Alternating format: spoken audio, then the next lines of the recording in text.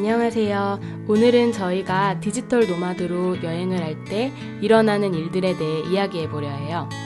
저번 영상에서 저희가 캐나다, 미국, 발리, 호주, 제주도 등 장기 여행을 했었다고 말씀드렸었죠. 못 보신 분들은 저번 영상 확인해 주시면 돼요. 인터넷으로 사업을 하는 디지털 노마드로서 노트북을 들고 여행을 다닐 때 어떤 일들이 일어나게 될까요? 다른 영상에서도 얘기했었지만 디지털 노마드의 가장 큰 특징은 공간의 자유성이에요. 그런데 시간의 자유성은 어떨까요? 그건 디지털 노마드가 가진 직업에 따라 다를 것 같아요. 어떤 직업은 장소에 구애받지 않는 것처럼 시간에도 구애받지 않아요. 만약 직업이 전업 블로거이거나 유튜버라면 아니면 작가라면 꼭 정해진 시간에 일해야 하지 않겠죠.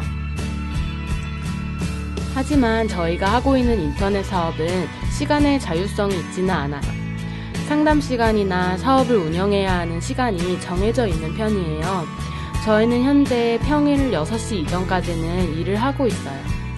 비행기를 탈 때는 인터넷도 연결이 되지 않고 현지에 도착해서도 바로 일을 하기 어렵기 때문에 주말에 비행기를 탄답니다. 저희가 공항에 도착하자마자 하는 일은 현지에 유심을 사는 일이에요.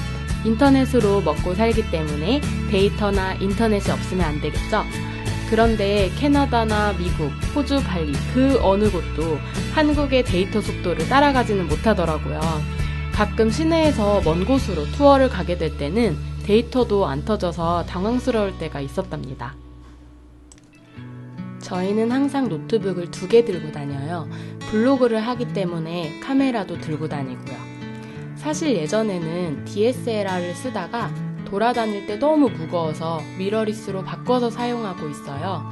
그런데 요즘에는 또 DSLR의 사진이 그립더라고요. 항상 핸드폰, 노트북, 충전기, 카메라, 배터리 등의 필수품을 잊어서는 안 돼요. 전 자주 잊어버리긴 하지만 그중 하나라도 없으면 낭패를 보게 돼요. 어떤 물건은 외국에서 구하기도 힘들고요. 외국에서 이런 기기들을 잃어버리는 것은 상상하고 싶지도 않네요. 이따가 조금 더 말씀드리겠지만 저희는 숙소를 저렴하게 구하려고 항상 노력해왔어요. 하지만 아무리 저렴하고 좋은 숙소라도 인터넷이 안 좋으면 저희는 거기에서 지낼 수 없어요.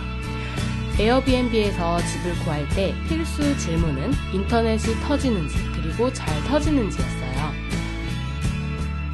역시 외국의 인터넷은 잘 터진다고 하더라도 한국에 비하면 많이 느려요.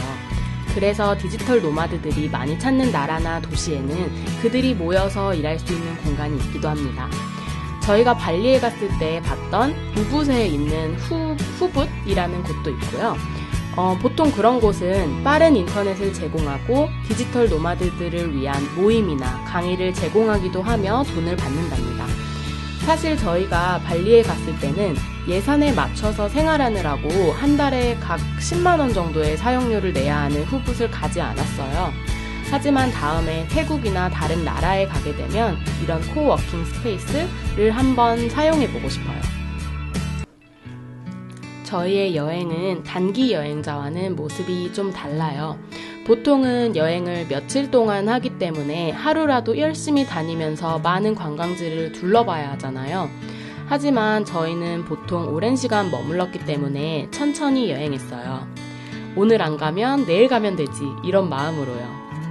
하루에 서너 시간만 여행을 하기도 하고 아예 여행을 하지 않고 주변만 돌아다니고 밥만 먹는 경우도 있고요. 느린 여행을 해야 하는 이유는 또 있어요. 일을 해야 하기 때문에 하루 종일 여행을 할 수는 없어요. 저희가 하루 종일 돌아다닐 수 있는 날은 주말이고요. 평소에는 일을 하고 난 뒤에 시간에만 여행을 할 수 있답니다. 그래서 평일에는 보통 가까운 곳만 여행할 수 있기도 해요. 아무리 저렴이 여행객이라고 해도 여행은 돈이 많이 들어요. 비행기 값이 일단 큰 부분을 차지하기도 하고요.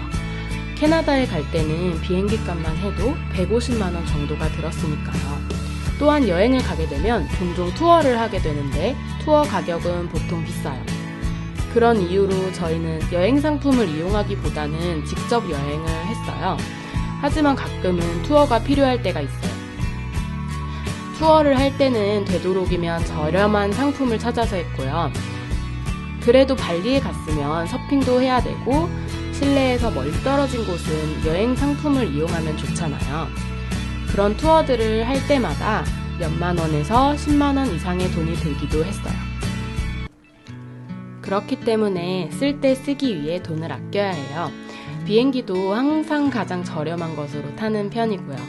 에어아시아 같은 저가 항공사를 이용해요. 경유를 해야 해서 시간이 오래 걸리고 개고생이지만 비행기 가격은 1, 2만 원 차이가 아니라 몇십만 원씩 차이가 나기 때문에 무조건 저렴한 비행기를 타곤 했어요.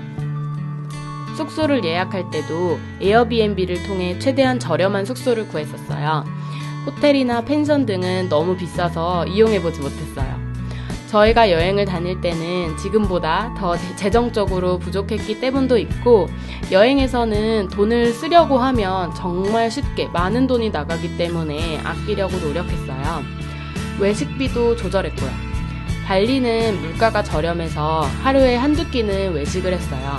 한 끼에 3,000원에서 5,000원 그 정도 수준이었거든요. 하지만 호주에서는 한 끼에 10,000원, 20,000원 또는 그 이상이라 일주일에 한두 번만 외식을 했던 것 같아요.